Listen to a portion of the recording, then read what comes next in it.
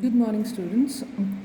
Today we are starting with a new chapter, chapter number 3, the story of Baisakhi. The story of Baisakhi. Baisakhi पर्व की कहानी। क्यों मनाया जाता है बैसाखी? बैसाखी आपको पता है सिख धर्म का एक धार्मिक पर्व है। It was springtime and Guru Gobind Singh had called his followers together for the festival of Baisakhi. बसंत ऋतु का समय था। गुरु गोबिंद सिंह ने अपने अनुयायियों को बैसाखी के पर्व पर बुलाया था।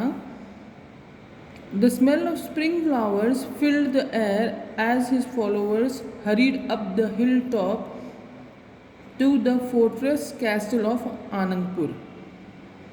जैसे जैसे अनुयायी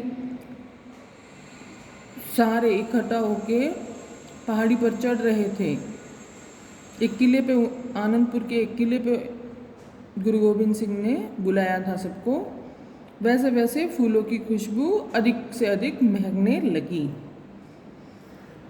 There a large tent had been set up। एक बहुत ही बड़ा तंबू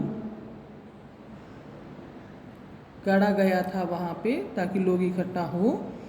There was a lot of noise and activity as the people gathered around।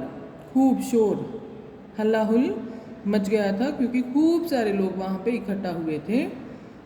Suddenly the crowd fell silent as Guru Gobind Singh walked to the front of the tent। जैसे ही tent के सामने वाले क्षेत्र में गुरु गोबिंद सिंह आके खड़े हुए, पूरा क्राउड मीन्स भीड़ जो इकट्ठा हुई थी शांत हो गई, चुप हो गई। A sword in his hand. Guru Gobind Singh के हाथों में एक तलवार थी। Everyone waited expectantly. प्रत्येक जन प्रतीक्षा कर रहा था, उम्मीद थी सबको कि गुरु गोबिंद सिंह अब क्या कहने वाले हैं, क्यों बुलाया है हमें। Is there anyone among you who would lay down his life for God and his Guru? He cried, looking at the crowd behind him। जोर से चिल्लाते हुए गुरु गोबिंद सिंह आते ही पूछते हैं कि क्या आप में से कोई ऐसा है जो अपने प्रभु के लिए, अपने गुरु के लिए अपना जीवन न्यौछावर कर सकें। There was a shock pause, no one spoke। सबको मान लो एक सदमा जैसा लग गया, सब रुक गए थे, चौंक गए थे। No one spoke, किसी ने भी कोई जवाब नहीं दिया।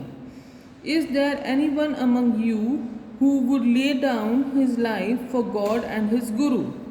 His voice rang out again, more loudly this time।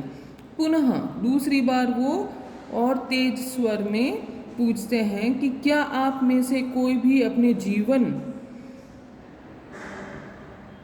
को समर्पित कर सकता है अपने प्रभु के लिए, अपने ईश्वर के लिए, अपने गुरु के लिए। ऐसा जब वो पूछते हैं, the people in the crowd turn to each other in disbelief.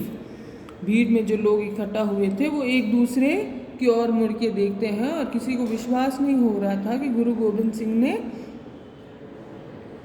ऐसा क्यों पूछा। अविश्वसनीय सवाल। Has he called us here to die? They asked one another.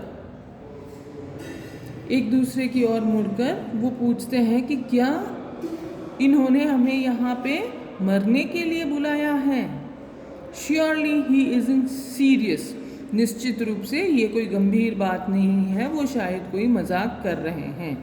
The Guru waited, then one man move forward out of the crowd. Guru ने प्रतीक्षा की इस उम्मीद से कि कोई इस भीड़ में से आगे आएगा। फिर एक व्यक्ति सामने आया भीड़ में से। His name was Dayaram. उनका नाम दयाराम था। I would willingly lay down my life for my God and गुरु। वो कहते हैं कि मैं स्वेच्छा से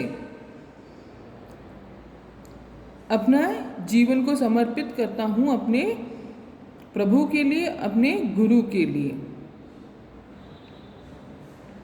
He said, looking at the गुरु, गुरु की ओर, गुरु गोविंद सिंह की ओर देखते हुए वो कहते हैं।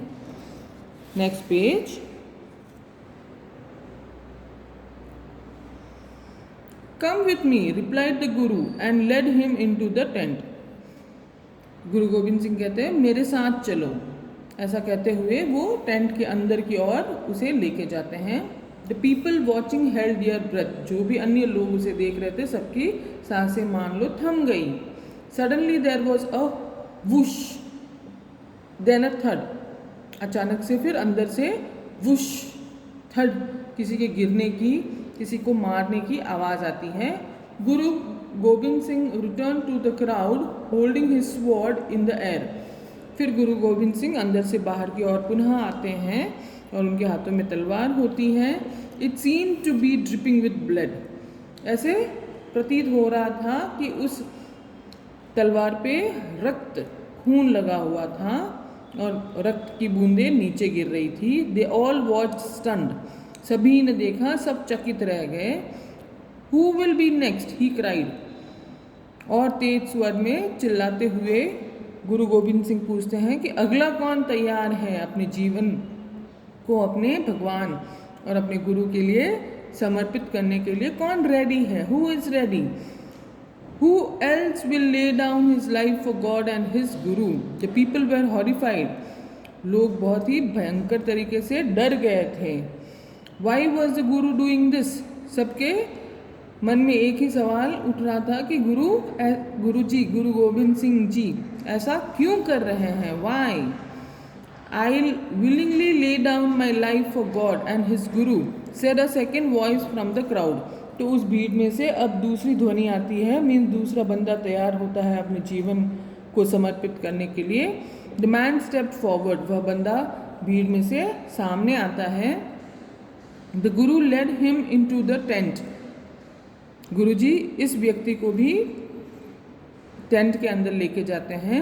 Again they heard a whoosh followed by अ थर्ड, अचानक से पुनः एक मारने की और नीचे गिरने की आवाज़ आती है।